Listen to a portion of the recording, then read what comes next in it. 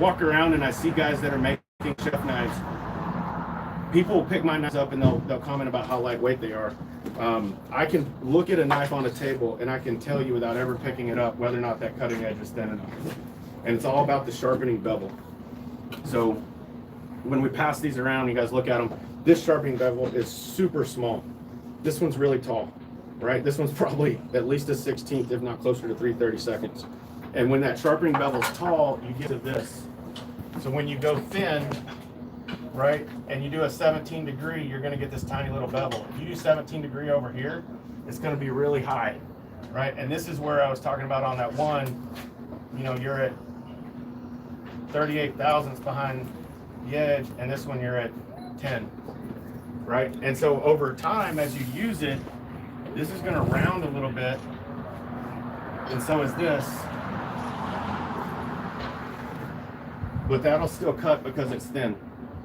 So my chef knives, even as they start to get a little bit dull, they'll still perform. But this was something that I learned the hard way. I had customers sending me knives back and they're like, I'm not going to resharpen this knife, there's something wrong with it. And I would go try to cut a cucumber. A cucumber's a really great one when you're cutting this way.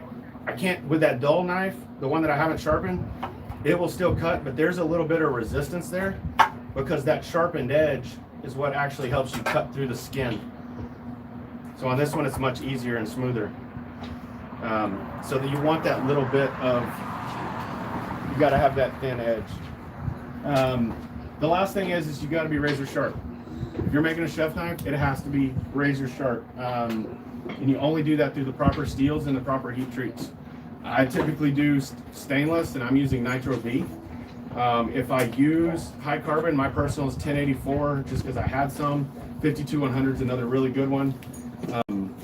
I believe you're starting to use AEBL for stainless. 52100 is the main high carbon steel that I use. Like it's with high carbon steels, 52100 in my is the best you can use. But I'm starting to use AEBL. I've had a friend of mine, I don't think he's watching, but Joey the Riot, you know, Joey Terrio, we call him the Riot. He says that 52100 is the AEBL of high carbon. I'm typically targeting a Rockwell hardness of 60 to 62. With stainless, I'm also doing a cryo overnight, or well, at least for 4 hours in liquid nitrogen. A lot of times I just leave them in overnight, and when I'm doing that, I'm getting a 63, 64 Rockwell, and then I'll bring it back typically to around 61. If you go out on their websites and look at Hinkle's, Wusthof, they're coming in at 56, 55, 56, maybe 57. And what that means is they're doing that, and they're a little bit thicker because they don't want that edge to chip, right? I'm confident enough in my heat treat and the quality of the steels that I use that I'm not going to chip. And if it does chip, then they send it back to me. If you've ever had a Hinkle's or a Wusthof and you accidentally dropped it and the tip will bend a little bit, that's not how high carbon steel works, right? If you drop one of mine straight down and the tip hits, hopefully nothing will happen, but if anything does happen, the tip's gonna break off. And then you send me your 8-inch chef knife and I turned it into a 7.5 inch. But if your knife bends and you're got a Hinkle's and you're like, oh damn, it bent. Do you call Hinkle's and complain? No, you just go over to the cutting board and you bend it back, right? That's what everybody does. And so they don't call and they don't complain. So they make something that's like, it's gonna last, it's not gonna chip out, it's not gonna, the tip's not gonna bend. It's technically easier to sharpen. And it's easier to sharpen, right? Because it's a little softer. I'm telling you right now, if you make chef knives, you better offer to resharpen them for free for the rest of the life of the knife. So I tell folks, you just gotta get it to me.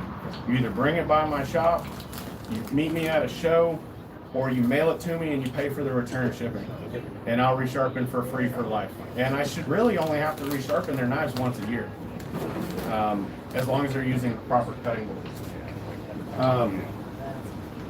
I have a few things before I get to the demo that I call non-negotiables in a chef knife. These are things that you either absolutely have to have or you can't have whatsoever. You have to have an ergonomic handle.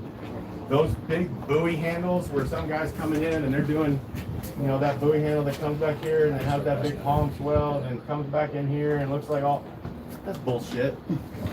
don't put that on a chef knife. It's not necessary. Think about how people are going to grip it. They're not. This isn't a cookery. They're not doing a chopping competition. They don't need big Coke bottle handles and all of that nonsense. Just something that's simple and comfortable, can be used in different grips. Again, I mentioned you got to be thin behind the edge. You got to round over the spine.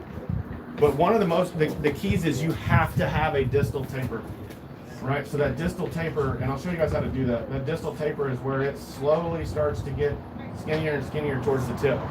If you don't have a distal taper, or your distal taper starts way out here, your knife's not going to perform. It's never going to be thin enough. It's going to be too heavy. So you have to have a distal taper. No recurves of any kind in the blade. That first one that I had a slight little recurve, and sometimes that recurve, it might look cool, but that little recurve, sometimes that can happen because the knife's so thin. When you go to sharpen on a belt, it'll cause a little bit of a recurve where it's kind of dished out. So if it's really thin and you don't have a jig system to make sure that you're perfectly smooth as you're coming through here, or you don't have a steady enough hand, do it on stones, either actual stones or get one of the jigs with the diamond stones in it. No chef knife should ever cause fatigue. I get guys that there's only one culinary knife that I will not make. I refuse to make, no matter how many times people ask me, I don't care how much money they offer me, I will not make a Serbian chef knife. A Serbian chef knife is bullshit. I know people from Serbia, that doesn't exist. These are Chinese knives, like a Chinese cleaver, but people want them because they see some bushcraft video where some guy's gone out there and he's cut something and then he uses the knife because it's so big over like an open fire to like grill a steak on and something. It's crap, okay? I won't make something like that. You don't need a heavy knife in the kitchen. You might need a heavy cleaver, but you don't need a heavy knife to cut your vegetables. But you get these guys that are like, oh, this is so light, I don't know how I'd be able to use it. Great, go buy from somebody else, don't buy from me. But I tell you what, I get the housewife that comes in, she goes to the shows, she stands there, she looks at her husband, she says, you've already bought 3 knives today, I want that one. Because she picks up my knife and she knows how light it is. You gotta be flat near the heel. So if you're on like this knife here, you can't have a little upsweep in the back. You can, but, or like, let's just take this Nikiri for example. Like if this came up and you start to sweep it up like this, that's wasted at cutting edge. Because if you're in a motion, whether you're rocking, if you're rocking and you come down, that heel should touch. Otherwise, whatever's back here, you can't cut, right? If you're push stroking, that should cut. One way to test this is if you have, and I can show it with that old knife that I have. I've got some green onions. If you ever cut green onions and you go in and you do the rocking motion, and then they come out and they're all still attached together, right? One after another because that one little piece didn't cut, or the bell pepper, the one piece never really cuts at the end. That's typically because there's either a recurve that came from sharpening or there's an upsweep in the back. But anything that you have that, if it upsweeps, that you just might as well take that off the measurement of your knife because it's not going to be functional. So see, there is one on here. There's a little bit of like a bump down here where I didn't know what I was doing. I also didn't know how to do a distal taper, so I just took my plunge lines all the way to the spine. It worked. My wife liked it when I first made it, but as I started making more, this just ended up in a drawer. If you're making a full tang knife and you're using 1/8" steel or thicker, you should taper the handle, taper the tang. So that one's got a taper tang. That one has a taper tang. That knife's 5.5 ounces. So I pushed that one as thin as I could get it. That's 1/8" stock too. So I put a big distal taper in it. I put a taper tang. There's a slight S grind in it as well, to just kind of help with some food release. So now I've got a demonstration. One more thing, things that you should always tell your customers if you're making chef knives. Obviously never in the dishwasher. Never soak it in water. Use proper cutting boards. So end grain cutting boards are the best. Straight grain cutting boards second. Big plastic cutting boards are good. The little thin cutting boards, those aren't cutting boards, those are toppers for your regular cutting boards. And there's no such thing as a glass cutting board, that's a pastry board. Those will dull your knives super fast. So granite countertops. Granite countertops. To maintain the edge, a good leather strop or a ceramic honing rod. I don't like steels. I like the ceramics a little bit better. if they don't have access to either one of those, you can go against the grain on cardboard, Yep. and it works well too. Yep. Even an old belt. Just like an old belt. You use the back side of it, just like an old barber would, right? Avoid scraping food with your cutting edge. You're just adding a reason to get damage. If you need to scrape, get the back, or just get a food scraper. Avoid bones in frozen foods.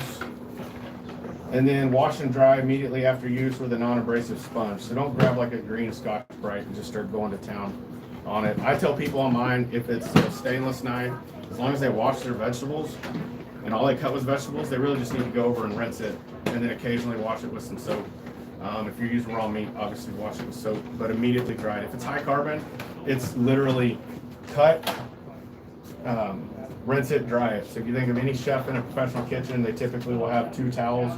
They'll have a wet towel and a dry towel. So as they cut something, especially something acidic, they wipe it off wet and then wipe it dry. Any questions before I get into a demo? And Vanna White here will help with some of the. Yeah, I can pass stuff around. I can walk you through like what I'm doing with the demo. So the first thing that I'm going to do, and here's the example. The first thing I'm going to do is I'm going to go in and I like to put layout fluid on a big chef knife.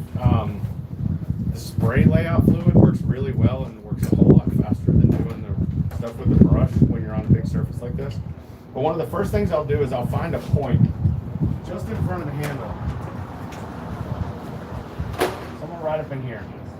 And that's where I want my distal taper to start. Okay? If I'm tapering the tang, I'll find a spot right in front of the handle where the tapered tang is going to start. Okay? And then I'll come back up here on the heel and pick a spot on that heel below where the handle's going to be. And then I'll scribe a line from here to here.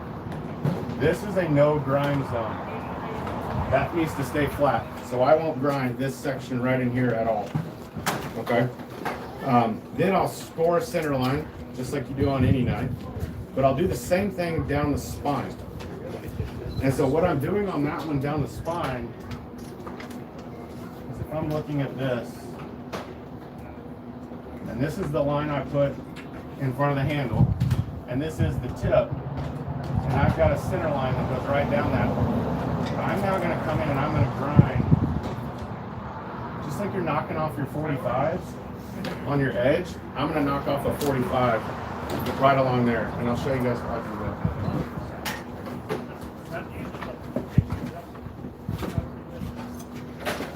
So that's the one that's getting passed around right now is the one that has all the scribe lines on. If y'all want to come in and check out what he's doing, you can.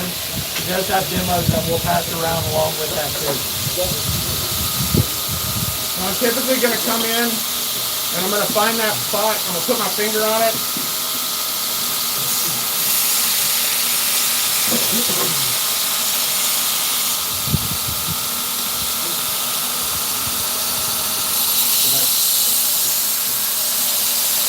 This is the taste line.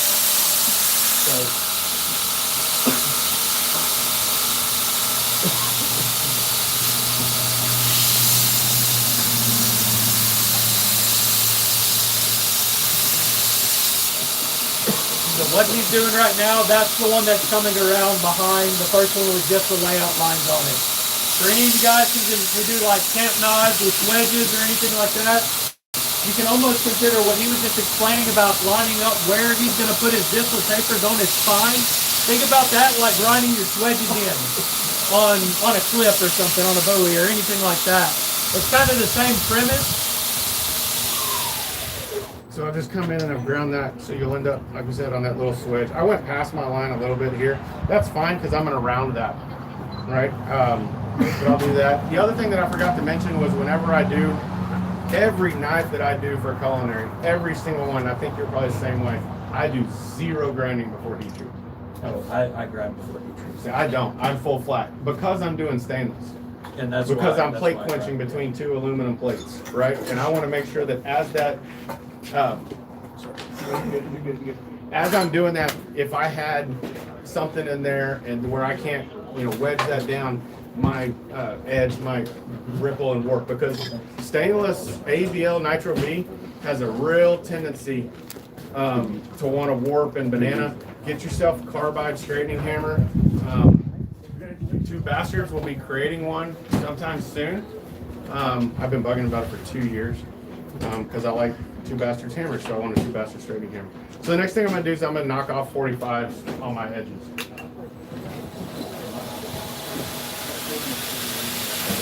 He's starting at 330. I like to start with 1/8, but that's because I'm doing a lot more to it. Well, thermocycling and healing and all that kind of stuff, so I'm losing a little bit more on the outside the step.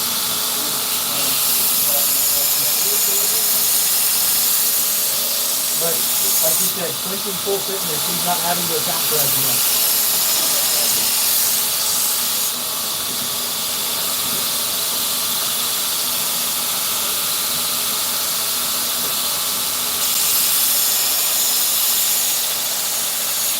If anybody's got questions while this is going on that you want me to throw out to him, or you want me to answer, just feel free. Is that as deep as you take that?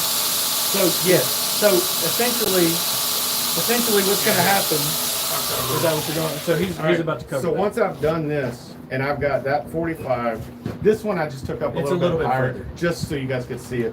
And then I take this. So basically what I have now is, so I've got a swedge here, and then I've got an edge here, and I have this line. So at that point, it goes back to kindergarten. This is your coloring book. This is your crayon, and you draw between the lines.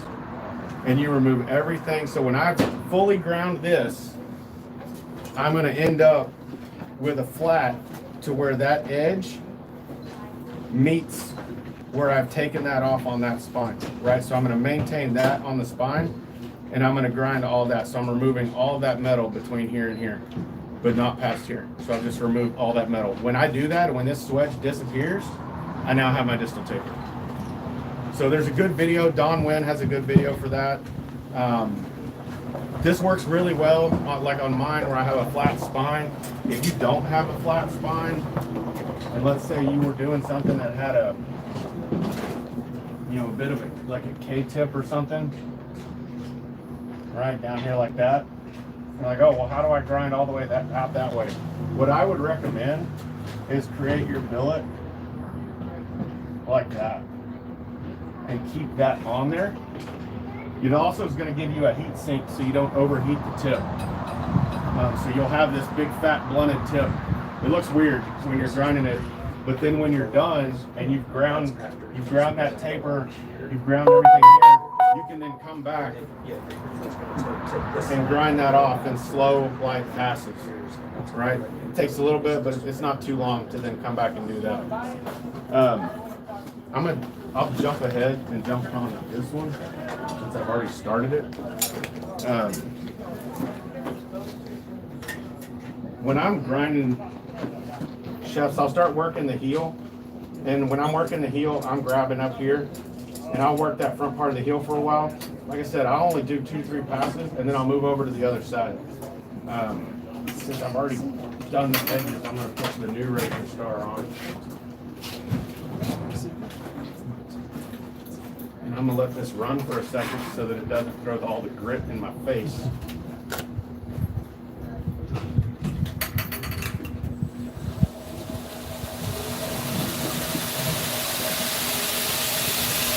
Actually not bad. Yeah. I think you took most of it off earlier.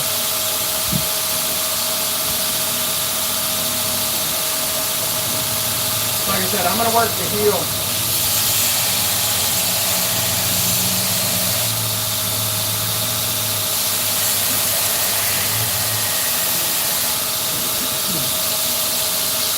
Of course, this is a demo, so I got it back over here. But that's just a little bit, that's cosmetic. I barely took anything off there.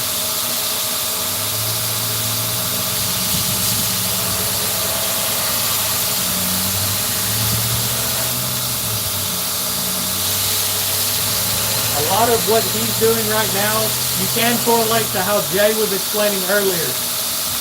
Get comfortable and take your time.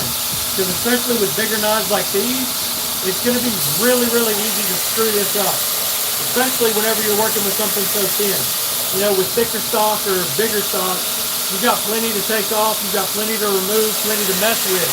With super thin chef knives, if you try and rush through it too much, your edge thickness is going to do how he was talking about and go thick to thin to thick to thin, and then you're going to end up with recurves on your edge, and it's not going to be what you want. So at this point, I typically will have the edge at about 20 thousandths, maybe a little bit less. So I'm at 18. When you're grinding the tip, sometimes that can be a little that's tricky. Micah talking. I mean, I go the normally background. 100% full on with a 36. I get plenty of knife maker manicures. But I 3D print these little supports, which I'm gonna work with Evan. We're gonna see if we can get some of these carried, but I can sit there and I can support the tip.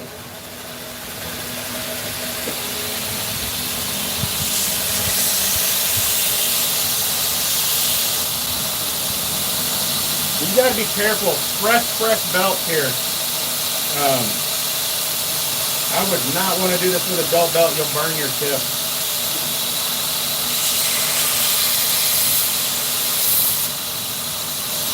Thin stock too, make sure you're flipping which side you're working on like he's doing. Otherwise, if you work on one side too much, you're going to end up with a banana. If you end up with a banana, so let's say your banana, so people on the stream can see, if your banana starts to go this way, your first tendency is to grind that side to bring the tip back, but you actually want to grind the other side and apply the heat to the other side, and it will soften that back and bring it back. I don't know what it is about stainless. I think it has a memory from when it was cold rolled or something. A lot of time you're chasing decarb and getting rid of that because that's the soft area that's pulling the hard other places. The other thing I'll do is I'll switch and I'll go a different angle sometimes.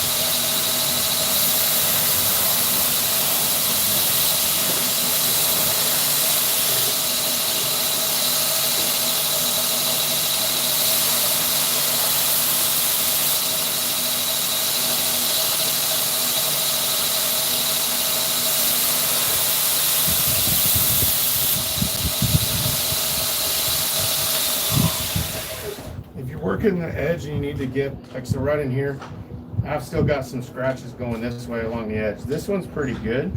So as I'm working this one, what I'm doing is I'm actually rotating this hand just a little bit, right? To kind of, as I'm coming into the, I typically will come in the platen with a looser grip.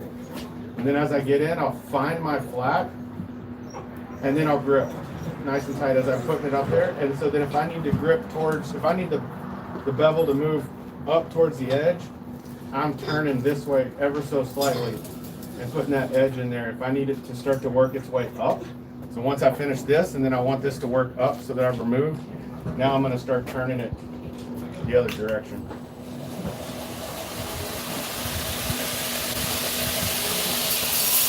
So Chris does a lot of full tang handles. I do a lot of hidden tangs. If you're doing hidden tang handles, either use vice grip or make yourself a little like faux handle that you can fit that tang into. That way you can get the leverage that he's talking about. To put leverage forward or back, whether you need to creep the flat more further up the spine or do a little bit more towards the edge, and you can get the leverage where you need to get it. With just a thick tang, it's hard to get what you need to get.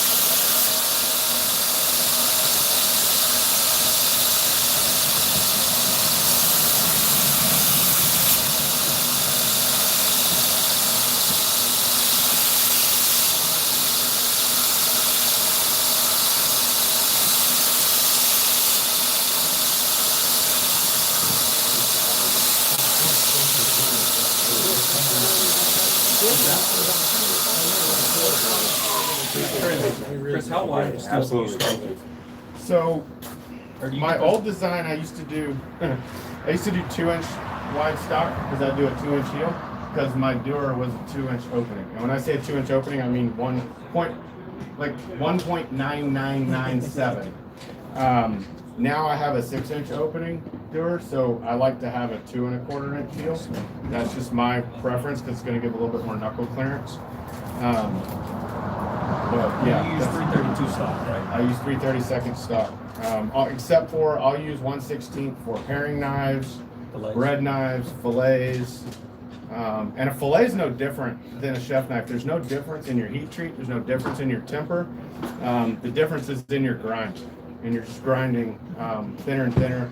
And then you'll want to see. I've got a fillet. I can flex the hell out of it if I want. It's all about where you start that. Really, where you start to get aggressive on the taper. So if your bend's too far back here, you start grinding a little bit more, right? But it's hard to move the bend that way. Let's see what else. So like I would take this one. You see, I'm pretty much got rid of that right there. I need to take off all this mass right in here and on this side. But for the essence of time, I'll jump ahead to the one that I had already prepared because it's like a cooking show. Yeah, right. But you'll spend more time on the tip than you do anywhere else, right? I mean, this part's pretty quick. You'll spend a lot of time on the tip. And just like Jay said, if you're not comfortable going 100%, slow it down, right? You don't even have to work with 36. I like working with 36. I know guys that work with 60 and they just take a little bit more time. But so I'll move on to this next one. And one of the first things I'm going to do is I'm going to round that spine over. So if I'm coming in, I'm just going to have that point where the front of my handle is going to start.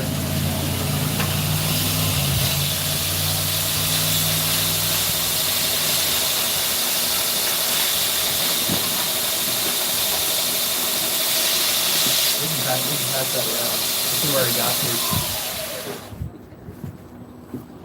So I've just rounded that just ever so slightly with a 36. So the next thing I'm going to do is I'm going to move over to, I'll typically move into a 60. And y'all will notice I do not spend a whole lot of time on a 60. I can get this one done pretty quick because I've already got the flat. I've already got the profile. All I'm doing with this is removing 36 grit scratches. So I'm going to come in, and since my scratches are all going this way, I'm going to grind like this. Kind of like what Jay was talking about, changing the angle a little bit, but I'm doing it pretty severe.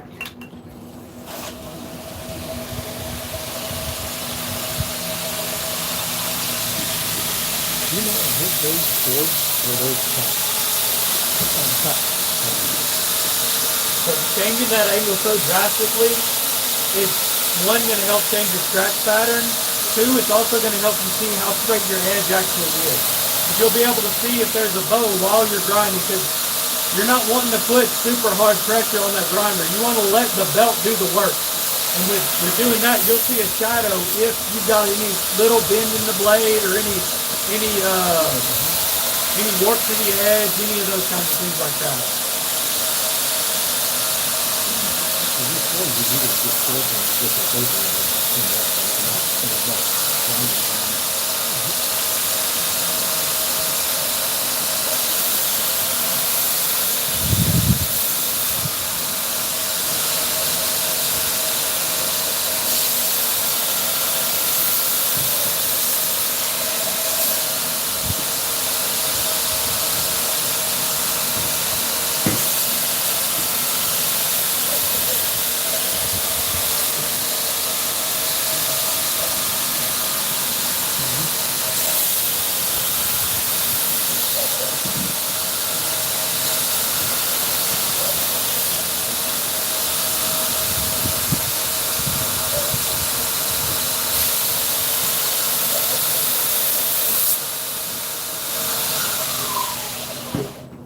my scratches are pretty much going this way. I've got some more up here on the spine I need to get. But along this edge, I'm pretty good. Maybe out right there towards the tip, I still got some scratches going this way. This side, I got a little bit here on the heel and a little bit towards the tip. So I'm gonna sit there and work kind of like what I was talking about with your wrist position and how you're leaning into it.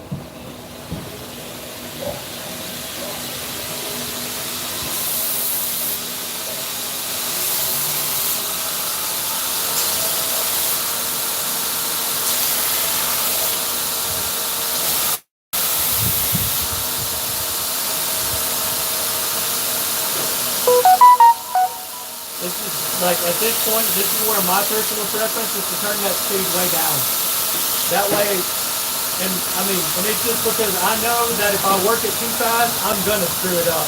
Because my brain is telling me I'm not working fast enough because the grinder's moving so fast. So I like to slow it down, and it forces me to slow myself down.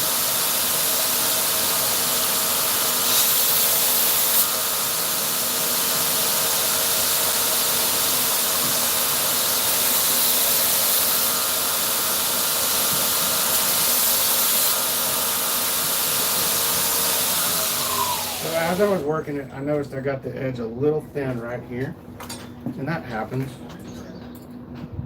Kind of did it on purpose. So my edge right there is at about 6 thousandths. Now that's what I want for my finished edge, but at this point, if you do get one a little thin right there, like I mean, I can take that at 60 grit, and I can cut. But if you do, if it is just a little thin, just back it off a little bit.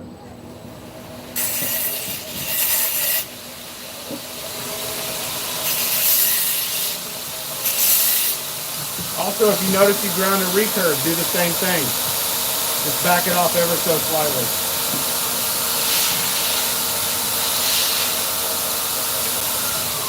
That's really all the time I'm going to spend on 60. And now I'm going to go 120.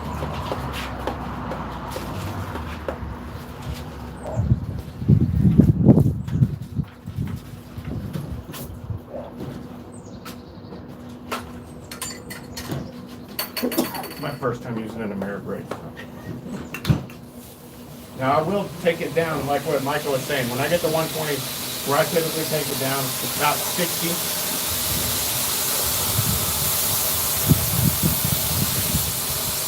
This is where you can see how good your flats are.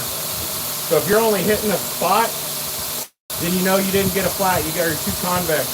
So I got straight line scratches all the way from the edge to the spine.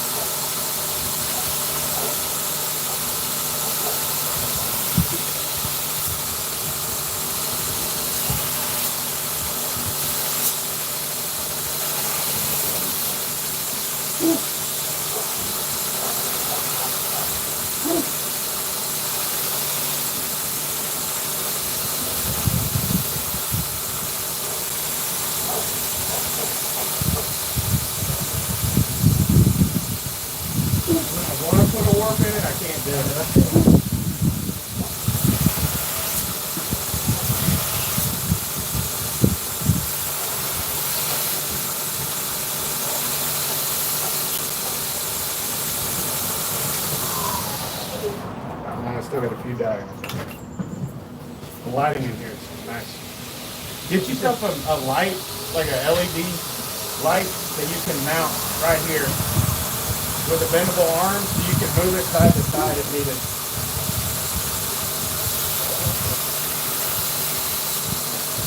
They did set them up with the ones that Yeah, the one light that's messed up. That's where it's at. Once I'm at 120, man, those don't want to come out.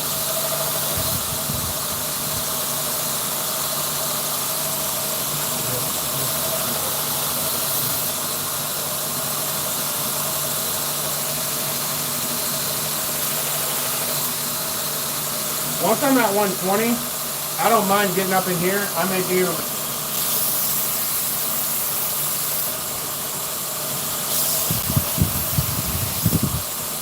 just kind of flatten that up.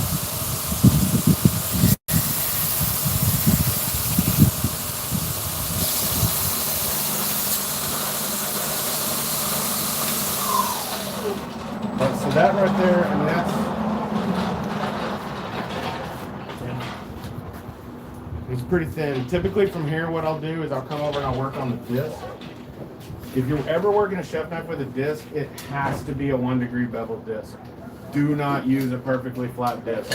If you do with a knife this big, you're gonna throw that knife right up in your face, okay? Because what's gonna happen is this edge is going down, this edge is going up, and you're gonna catch that tip. This has a 1 degree bevel, so if I come in here, that tip's not touching. So it's only touching from the center. So I'll come in. You don't have to have this as part of your process. I do it for a couple reasons. One, it helps me ensure that I have a good flat. But also, my next step from here is a 220. And if I'm trying to get a 220 and I'm trying to remove 120 scratches with a 220, I may go through 2 or 3 220s between both sides of this knife. But I can do this with 2, maybe 3 sheets of Rhino Wet at 180. And then when I come back and I do the 220 over here, I'm only using 1 belt. 3 sheets of Rhino Wet is cheaper than 1 belt. It's something if you've got a waterfall flatten or like an integral grinding flatten, one of the flat ones that'll sit up here, those work really well, similar to what he's doing for that. That's what I use because I don't have a disc grinder. Not all of us can be fancy. But it saves so much on belts, you could afford the $800 one. Right. Maybe that's what I need to do. Well, I also have a regular flat, and then the flat I use for flattening handle scales.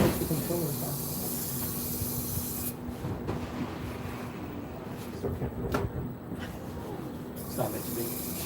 No, I was trying to get on one side. But now I get all these swirls, right? And come back here, get this on the spine.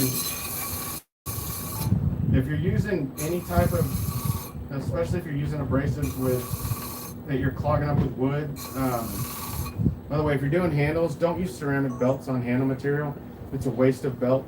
It's not the ideal belt. Use AO or use zirconia. Because the way a ceramic belt works, it's supposed to fracture, and the handle material is not hard enough, so it'll just gum it up.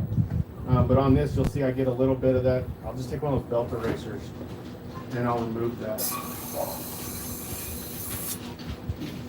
And with this being aluminum, it acts as a heat sink, so like this isn't even hot at all.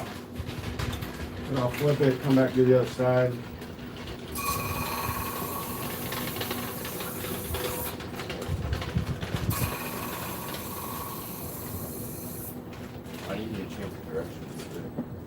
Because I want this side going down, so I switch to the right side. So I always want to be working on the side going down. So that way, if anything does catch, the knife's going that way. Yep.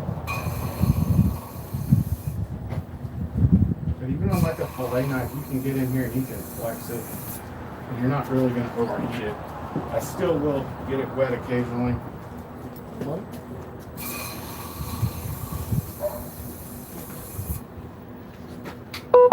This is close. I still got some scratches in there, but I want to move on to the next step to show you guys. But if I was to take this right now,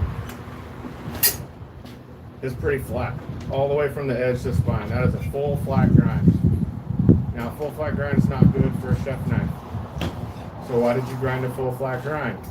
Because you want almost a full flat grind. You actually want to convex it just a little bit. That's why I leave that edge a little bit thicker, and like that's thick, right? It doesn't look thick, but that's should be around 10 thousandths, 15 thousandths. So by the time I then come back and I'll move to, now I don't have a fancy rotary platen. Not all of us, are fancy enough to spend money on a rotary. Grab me a 220. So rotary platen right there. what I'll use is a leather platinum. So I'll throw a piece of leather I actually have a leather platinum where I can unscrew mine and replace it with leather platinum. I've got one that's just leather. It's like 8-ounce veg tan. I've got one that is Scotch Brite, then leather, just contact cement or spray adhesive works. And then I have another one that's industrial wool if I really want to get a lot of convex on it. It won't go. You have to go from the front or the back. It's got the small wheels on the one side. So this is my first time using a rotary platform, so please bear with me. You got this. I know, right? Where's the adjustment point? No. I feel like Right here. I need the Allen key. I don't have the Allen key. Okay. Allen key. Yep. All right. So with a rotary plat with that leather backer, with the leather, if you're using the leather, what's going to happen is as you come in, one, it's going to remove your belt bump that you'll get with a 220 J-Flex. Also, it'll give you that little bit of convex.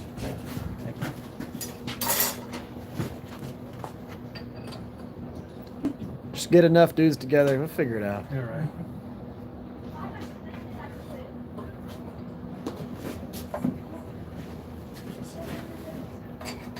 Looky there. They've thought of everything.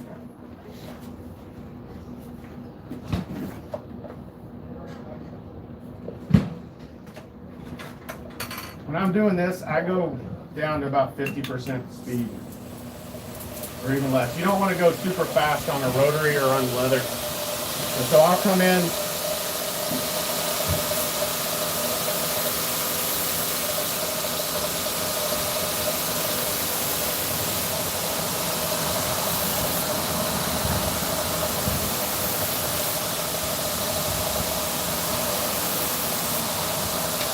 And then because I did the 180, that's really all it took to get a 220 finish. I mean, I got some more out here to the tip to do, but that's pretty close.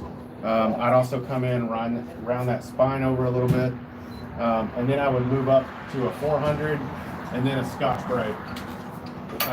Typically not a maroon Scotch Brite. I'll typically go with a blue and then maybe a gray. So fine and ultra fine. And that Scotch Brite's also going to give you a little bit of convex. With a Scotch Brite though, never go fast. 50% is as fast as you ever want to go. And be very careful with the tip. So if you really want to scare yourself, catch the tip on a Scotch Brite belt. It doesn't take much. It will rip the belt, throw the knife straight down into your, I have a swarf bucket, so it throws in the swarf bucket and it will scare you to pee a little bit. Make you pee a little bit. Do you know the WD-40 trick?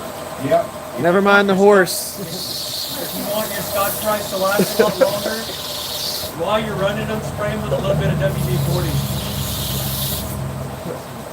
It just bonds it together. Maybe not bonds it together as much, but it's like, I don't know. It's not like I dry hand sand, so it's not like whenever you wet hand sand, but it I don't know. It smooths everything out a little bit. It's like a sponge. It'll also give you a really, really good finish.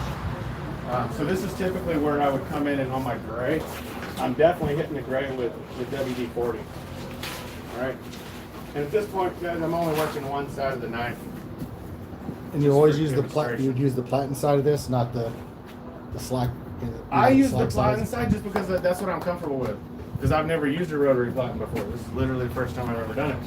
So I'm using it like I'm using my leather platen, where I have that. If you want a little bit more flex and you want more convex. So if you were doing an S grind, and then so with an S grind, you're looking at. With an S grind, you've got this little bit of hollow, right? And I'm exaggerating this just for purposes, right? And so you would convex this right up in front of the hollow. So you wouldn't want to necessarily do it on the platen stick, but I'm just doing it on the platen right now. Once I get to gray, I don't want a lot of pressure either. A lot of times I'm just doing one hand. I may only come in to support the tip. Just the tip. Just the tip. Just for a bit. See how it feels. If I were to take this now and look. That's what she said. That's right. So there's a little bit of light coming through. There's a convex. You want a convex, and this one's got it better because I worked on this one at home. So there's a little bit of convex. I can rock this ever so slightly up and down. That you don't want that convex down here unless it's an S grind. You want that convex right here in the middle. And the reason I said you don't want necessarily a full flat all the way up is with stuff like cucumbers, you'll get food stickage. So as you're cutting this, and you cut one, see that fell off because I've got a little bit of that compound, that convex grind. So as it hits that convex, there's a little bit of air gap at the top, so you'll get a little bit of food release and it'll want it to fall off. If it doesn't fall off right away, the next piece is going to knock it off. The S grind will help them even more. But that's ultimately what you want to go to. By doing, also with the leather plat and everything, you notice this chef knife has no plunge lines. Because I don't need it, because I just followed that line there and I got it close. But then once I got to 220, I can start working that. And as long as I'm not coming in and hitting where my handle's gonna go and messing with my flaps on my handle, I can blend all of that in, because there's really no point in a plunge. You can have a plunge. If you have a plunge, it needs to come kind of more like what Micah does. You need a plunge that starts here. It never starts here like you would on a hunter, because now you've got that's wasted space. I've seen even like Wussoff and Hinkles will do one that has like a, fat back here on the heel, and I guess they're trying to keep people from cutting themselves. But all it does is it eventually causes a recurve. And it makes it very difficult to sharpen when you get in there. And whenever you do yours, it's a subtle plunge. I It's still- not like a subtle. drastic I plunge. still round them out. Yeah. Whenever I use a leather backer like Chris was talking about, I'll overlap like my 220 or 400. Whenever I'm running those, I'll overlap those. That way, if there is a plunge there, it's fully washed out by the time I'm done with it. Yeah. So typically, I like to do a belt finish on most of mine, unless I'm doing like some fancy laser work on here or it's Damascus. I typically don't like a hand sanded finish on a chef knife. I think it's kind of overkill. And then what happens when the customer brings it back and there's a little bit of pitting, it's not as easy to come back and fix and touch up. If you did a belt finish, I can put the handle back on here and I can take one. I can't do it on that one because it's the high carbon and I did the mustard patina, I take it off. But I can come back in here once a year when they send it back to me to resharpen, I'll give it a spa day. I'll come over here to the ultra-fine Scotch-Brite, hit it a couple times, remove any scuff marks from their magnet boards, from where it's rubbed against something. Take all that out. If it's a high carbon knife, I've removed all the patina. If that's what they want, I'll buff up the handle or use Aussie oil. The Aussie oil that they carry in here is phenomenal. It's a pin turner thing. It's just a friction. I absolutely love that stuff. I rarely, if ever, buff a handle anymore. But I'll throw that on and it's good to go. This is a workhorse. People can use this all the time. They're not going to get fatigued. And they send it back to me and I clean it up once a year. Give it a little spa day. No. Any questions? So would you say you use the Aussie oil for the handle? Aussie oil for the handle. So this handle here was never buffed. I took it up to, I think, 1,500, 1,000, something like that. And then hit the Aussie oil. And so that Aussie oil, you just need a couple drops and you'll put it on and it's a friction finish. So when you put it on, think of pin turners, they do it while it's on the lathe. But so you got to get it, and you now got to work it, and get in there. But you can do one side, and it'll dry in about a minute. You use that on wood? Yeah, absolutely. Micarta, One. everything? It would. I guess you could use it on micarta. I've never used it on micarta. I will buff resins or kieranite, but I've taken those up to 2,000, so I'm barely buffing them. I'm just going over there and touching them up.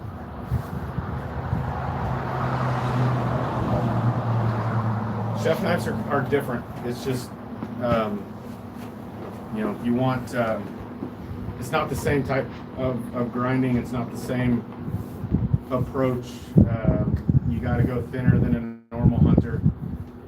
So you need some practice. So plan on, at least the first 10 or so you're going to give away. You're going to use in your own kitchen. never throw them away. I never throw away anything. Even if I'm working on, if I've got a fillet knife and I did grind a warp in it, and for whatever reason I can't get it back. We're out of fillet one time where I ground it too thin, and when I went to go flex it, it snapped. I saved it, and so then every time when I go to do serrations on a bread knife, I'll pull that one out, and that's what I'll put all of my. I'll use a 1/2-inch contact wheel, and I'll do that just to get a rhythm on that knife before I move over to the knife that I don't want to screw up. So just pull that one out. If you need to, I want to practice a different type of grind, great.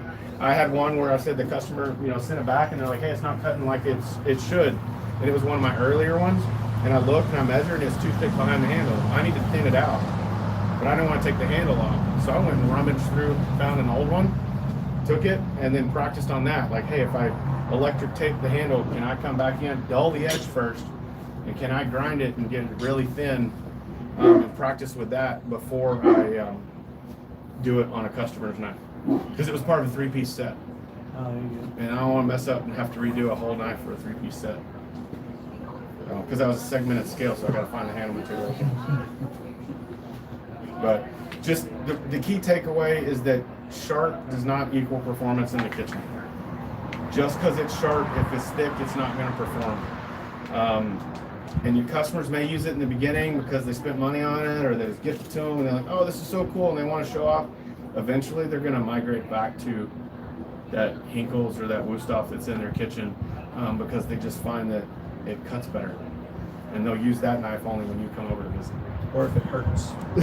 Yeah, if it's not ergonomic, if it creates a hot spot or whatever, they won't use it, but they will use it when you come over, and they'll tell you that they use it all the time, but they really don't. Yep. Found that out the hard way. You do any Japanese? Yes. So with a wall handle, are you leaving it full thickness round in the very front, or you taper that a little bit for the? I taper in the front a little bit, so if I've got a wall handle, if I'm looking at it from like top down from the spine,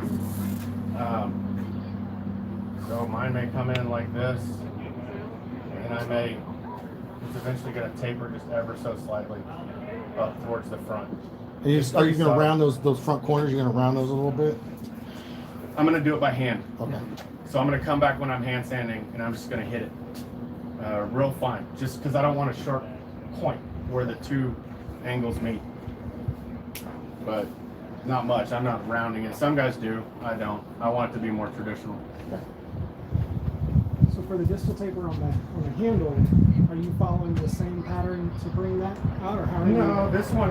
So when I do a wall handle, I will bed the Oh, tank. no, I mean Oh. the distal. So Oh, you don't distal on the distal handle. on the Yeah. handle, Oh, yes. Like a tapered tank. Like a tapered tank. Taper Sorry. tank, yeah, sorry, that's just. No, yes, I'll do the same thing. I don't mark a full, like I'll mark here where it's going to start in front, and then I don't mark. Some guys will like scribe and put it on, like wedge it, and then take a height gauge and put all the marks. And that's not necessary.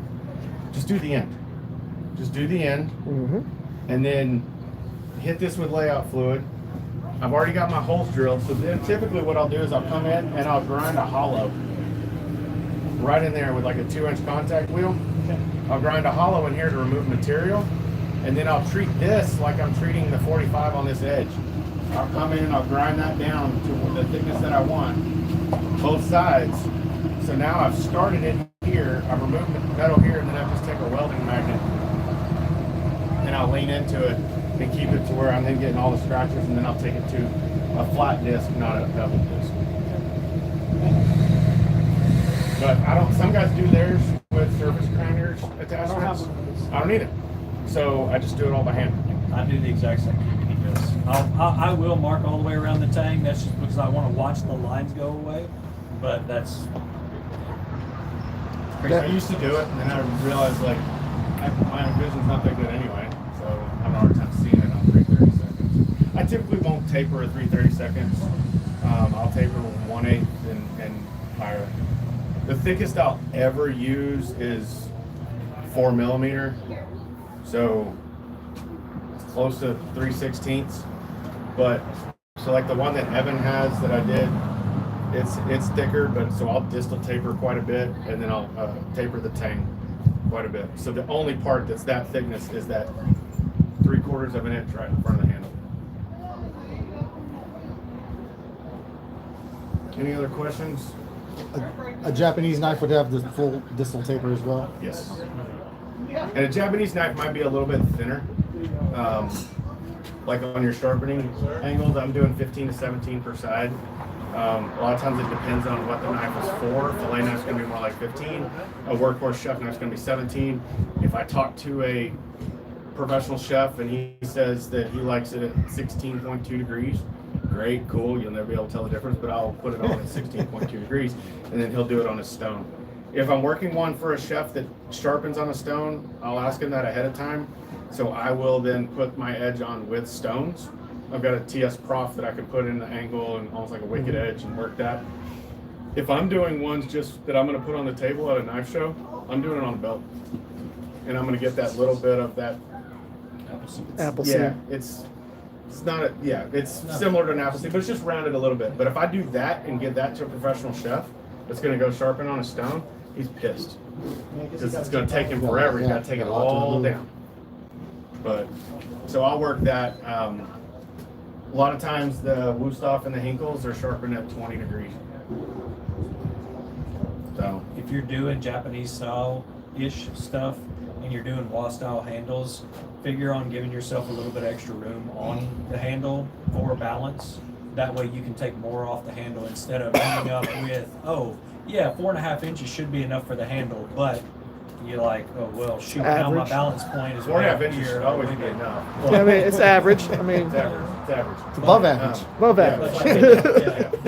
Depending on Definitely above average. depending on the wood and how you do taper it. Like I do a little bit more drastic tapers. Instead of a full octagon, I do from the bottom of the handle. I'll taper the top and the bottom where the spine and the edge are, and I'll taper both sides where the flats are. I have one over there that I can show you guys. But Let me just go grab one. you've got to factor for those kinds of things too, because you're losing weight every time you remove anything. So sometimes you think, oh, it's an 8-inch chef knife, 4.5 inches should be enough for the handle. But when you look at balance and how it's feeling, you're like, I probably should have had 4 3/4, maybe 5. And it's just one of those little things. It'd be better to give yourself a little bit extra rather than, not enough. And I like the Japanese knives. My stuff is more Aesthetically, Yeah, my knives, they have like I do. My edge is pretty much a Japanese curve, but the spine and everything doesn't look that way. So I'm straight all through here, and then I Okay. just come in and Just a I little put bit. Okay. that little bit. Same thing here. I'm straight, and then I come in and taper in just a little bit. I'll taper in here, but that's extremely lightweight for the size. Hold nothing. Yeah, that's the one that people come up. I pride myself on how lightweight my knives are. And then when people come up, I always tell them if they're like, oh my gosh, this is really light, and they picked up another one, I'll ask them to pick up that one or something similar. So like I said, you should never have fatigue. But I mean, balance is important-ish, Yeah. but the people are like, oh, I have to have a balance point like right there. It's like, well, I mean, you just want to where you want it to have enough weight where you can still control the tip, but you don't want so much weight back here that then it gets cumbersome. If it's too much weight up here, it's going to cause fatigue. It's going to feel heavy. If there's too much weight back here, they're not going to be able to control the tip.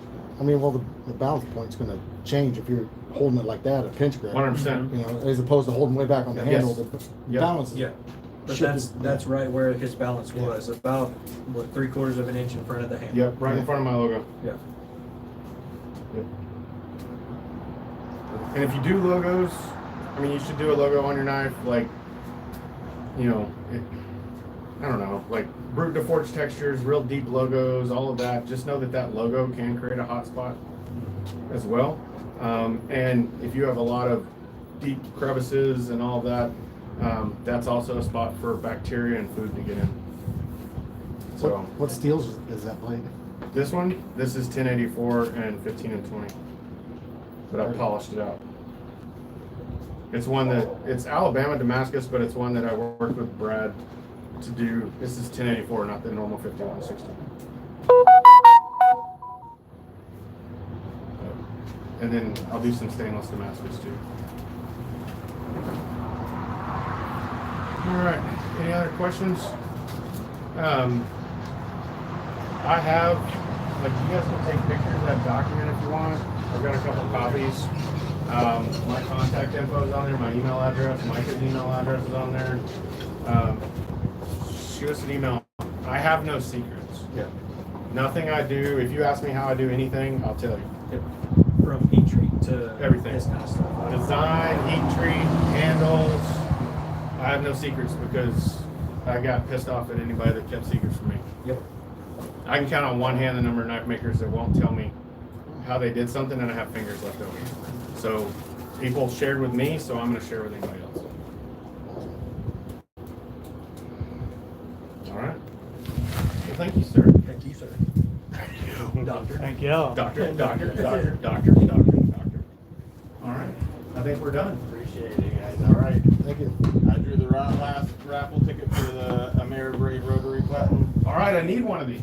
and it goes to Micah. You're kidding me. You're kidding me. Holy crap. You got to find a different That's arm for it. amazing. though. I know. That's okay. I'll make it work. Wilder. I know, right? You just find a piece of 1.5 inch aluminum. I've got some 1.5 inch square tube at that. So Well, there you I'm good go. to go, Bubba. There you That's go. I may amazing. have, yeah, I was gonna say I may have one in that army. I can make it. Yeah, thank you. That's exciting. I appreciate your support. Oh yes. Yeah. With my nice cool swords. That's so bad. I'm gonna send them to you. There's a lot. I'll send you an email and I'll upload them. I got a video too. I'll try to put one like a highlight reel together. Yes, that's so Well, awesome. but that's between So cool. Hey, Micah, look at us this. and high carbon steel. Any high carbon that I'm going to buy from anybody, I My normal overdo a lot of stuff. stuff, so I over test things. And with with a one piece testing, handle, I found 450 out for a that the multi-piece. stuff where they This stay one's in the factory and needles and thermocycles or stuff. My normal no. petty And knife, so my 6-inch through petty knife, I have a couple over there. I have thermocycling everything. and the needling, Yeah. I'm My losing 6-inch enough to petty knife where, is, yes, it's 300. 125 when it comes in, but by the time I'm done with Or my stainless. deal and Excuse me, everything sir. else. Yes. What's the finish on that one right Oh, there? this is mustard. It's mustard, okay. Yeah, the cheapest yellow mustard you can find. Okay. Like Alright. generic Kroger brand.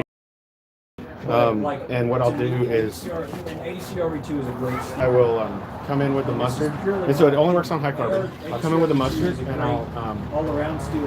maybe a sponge, like an art sponge. Okay. You can use a kitchen sponge. Cut it, kind of knock the edges off so it's not super square. And just dip it and then just go like this, and just a random pattern. Oh. Leave it for about 5-10 minutes. Rinse it off. Flip over to the other side, and then this one I did tiger strokes, where I took a real fine Q-tip and I just drew lines with the mustard. Oh, that's super cool. And what was it? The gray Scotch Brite before that? Okay. Yep. Yep. So there you see little spots right there where it starts to want to patina and get just like a little bit of rust, but it's not. It's just there, and over time it's just going to turn black. Okay. But this will help. This helps to where like if I'm using it and I don't immediately wash and dry it, I'm okay. Like I'm not. It's not going to be like. It's not going to flash rust. Oh, okay. So it's kind of protective too. Yeah. That's It'll pretty give you cool. like a start for the rest of the patina. Oh, sweet. Appreciate it. For the stainless, yeah, you can't really do that. But I'll laser all sorts of crazy stuff. Like I got Spider-Man, yeah, right. I do crazy stuff. I did a Jimmy Hendrix earlier this year. I'll do 10 days.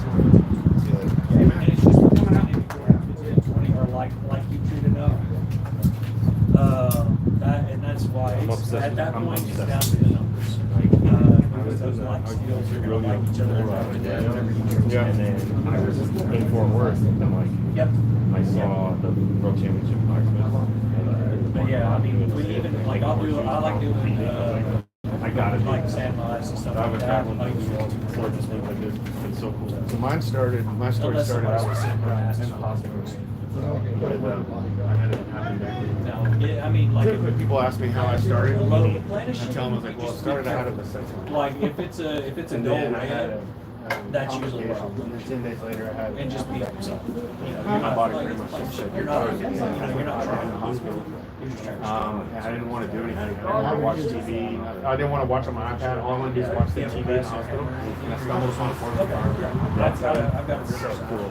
And I'm like, I was watching it, and I told myself, man, when I get better, I want to try this. And so I started, and then it was late 2018, and then in 2020, March 2020, pandemic starts, and my wife says, hey, you gotta try anything, do anything, make it Do this. So I made that one. And that's another live stream. That's awesome. Now he's just gonna start messing around doing some And now I've got, stuff, but hopefully y'all learned a little bit from that I've got a knife. bit of, you know, hand grinding on chef's knives. So I can show you these before he puts them up. Oh yeah. Of course, these are all the test ones that he did and all the demo knives as he went through them. So that's the first one that he was showing. Well, this one's the one that he marked everything out with the layout and scribing it. And then this one was the initial grind where he knocked the edges off. And then that worked its way up to this one right here. And then started working its way in. And of course, this is one of his finished knives. Just like that, monosteel. Beautiful handle. And then this is one of his Damascus versions of that knife. Make a series of widgets. Right there. So make like With that beautiful handle. really small ones with weird. So this is the type of stuff that he does, and these are beautiful knives. So whenever he's trying to explain what he does, these are the results of that style of knife and how he was grinding. Just absolutely gorgeous. Look how thin that is. That's where they're looking for. Absolutely awesome. Hopefully y'all enjoyed that. Hopefully y'all enjoyed that lesson and everything like that between Chris Jones and of course Micah Dunn. Amazing, amazing, amazing knife maker right there. Look him up on the internets. Micah Dunn and then of course Chris Jones. Amazing knife makers. Hopefully y'all enjoyed that. If you did, you know, give the whole video a like. And by the way, that's my hammer maker, Frank. Did you get your anvil?